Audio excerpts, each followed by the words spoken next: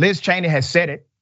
Basically, they are looking to present charges or present a recommendation of charges from the January 6th committee to the Department of Justice. Now, I've talked about this in detail, how the January 6th committee did not want to do this because the DOJ really, they don't want to indict Trump. They're gonna have to.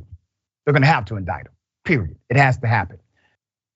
Lawrence Tribe, a professor at Harvard Law who taught Attorney General Merrick Garland, believes his former student will actually indict former President Donald Trump over the January 6th insurrection. According to the law professor, the evidence is too overwhelming at this point for the Attorney General to ignore. Tribe made the prediction during an interview with Wolf Blitzer days after explosive testimony was delivered during the House Select Committee's latest January 6th hearing. The House Select Committee investigating the attack, the terrorist attack on January 6, 2021, could make multiple criminal referrals, including of former President Donald Trump, according to Representative Liz Cheney. She said this during an interview on Sunday. So let me bring this home.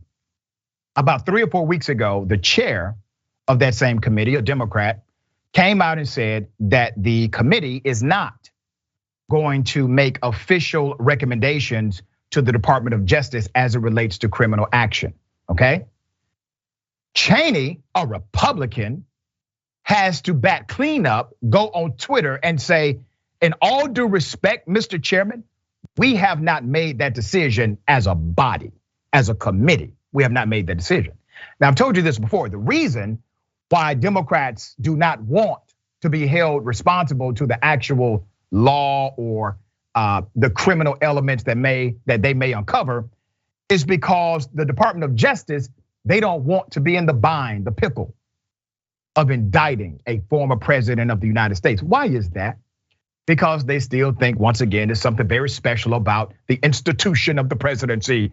And what's going to happen once one president gets indicted? Well, maybe more of you all would get indicted, perhaps. That may happen. I can't say that won't happen. Fine. That's less than 1% of the damn population. There's no way in the hell you can justify not doing the right thing because it may impact less than 1% of the population, people that have been presidents of the United States. I just can't go with it. No matter how much I like you, that's a risk you're gonna have to take, President Biden, right? There's more. We'll make a decision as a committee about it, the Wyoming Republican said on ABC News when asked about the prospect of referring Trump for prosecution and saying yes. When you asked whether referral of Trump was possible, the answer is yes. The Justice Department does not have to wait for the committee to make a criminal referral. There could be more than one criminal referral, Cheney said. Good for Cheney. I don't like Cheney's politics at all. I like this though. Cheney's remarks come days after explosive testimony before the panel investigating the attack on the US Capitol from former White House aide Cassidy Hutchinson. Meanwhile, Illinois Rep.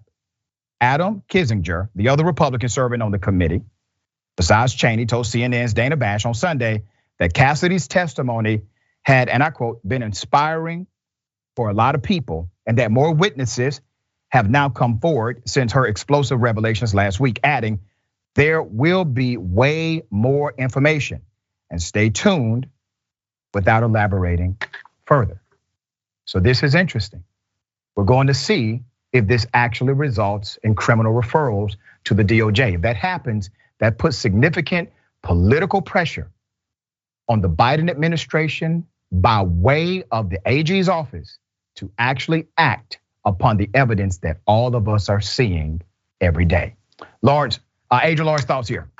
Well, I definitely think that we need the Attorney General to do something about this, particularly just for whatever's left of the sanctity of our nation. As we're seeing with the US Supreme Court, people have absolutely no confidence in it whatsoever. If also the executive branch fails to act and nothing is done, I think it does put us on the course for having some kind of significant change or movement in our nation that will be unpredictable in terms of the outcome. And the reality is that if we're saying we have these laws, if we're saying we have these principles, that no one is above the law, we need to actually show it in a way that is very effective and demonstrable. And we should have very swift justice as well as very transparent in order to ensure that the people understand that the laws we have are things that must be followed by everyone. Here's the thing, and you're right, nobody is above the law. The Constitution does not say the president is above the law. Definitely an ex-president has no constitutional protection. But Mueller came out with a report, and Mueller basically said, hey, the DOJ told me the guy's above the law. And so I'm limited on what I can do because of a DOJ memo written to protect Nixon.